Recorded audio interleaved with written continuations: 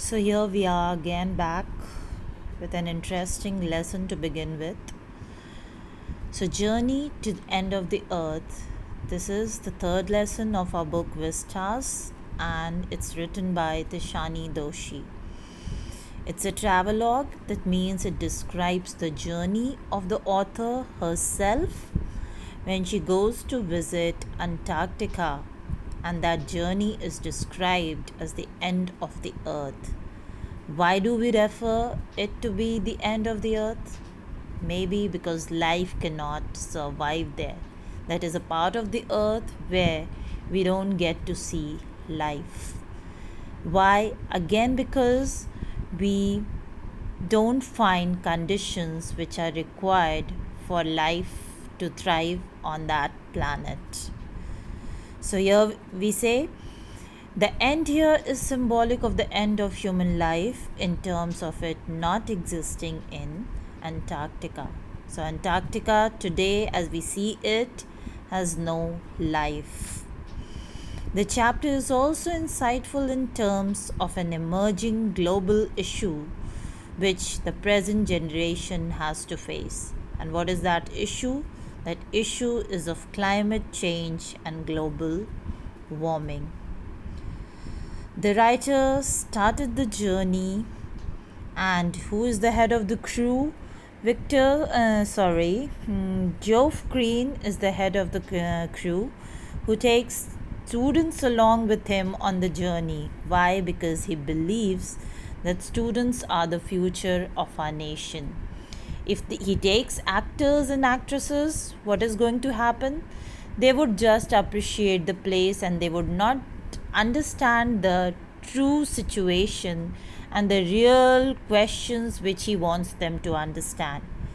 According to him, the children would understand the real question, the pervasiveness, the importance of the question, and being the future of the nation, the future policy makers, they would do something to rectify the situation. So he says here, he believed that this journey would enable the students to grasp the better view of the present scenario. And what is the present scenario? The scenario is that our earth is in a great danger. What are the things which are making the scenario? Those issues are climate change and global warming. Human activities and the constant depletion of our nature are leading to global warming, and those are the real burning issues which he believes children would understand better when they really see them compared to sitting and reading about them in closed rooms. So he says, he emphasizes that the visit there is important not only to understand the present but also our past and future. Out of all the 7 continents, Antarctica is the coldest, driest, and windiest. So it has got extreme temperatures, it is extremely dry, life is not possible over there, and wind doesn't stop blowing because it's really very, very cold. Journey started in Chennai. So that is Chennai is the place from where the journey started. And what was the name of the ship? The name was Academy Sklodowsky. After crossing 6 time zones and covering off 100 kilometers, that ship finally reached Antarctica. It was a visual delight as well as surprise in terms of vivid landscape, hugeness, and inaccessible in terms of isolation.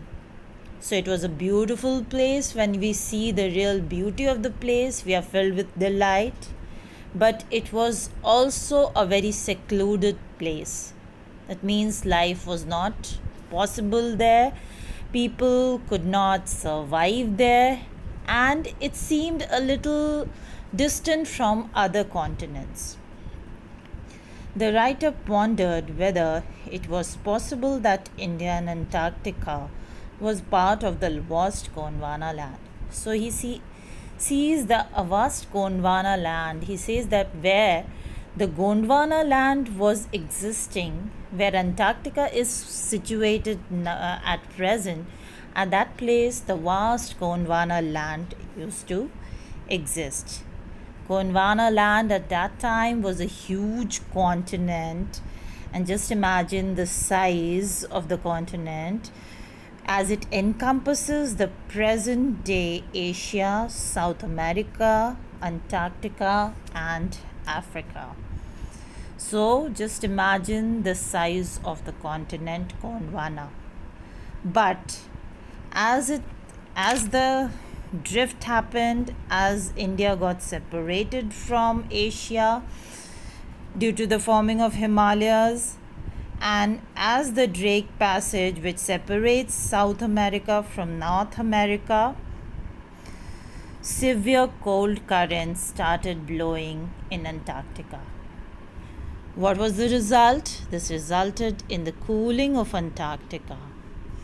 Antarctica visit also enables us to understand that how history is inseparable part of our lives, from where our life began and where we are heading.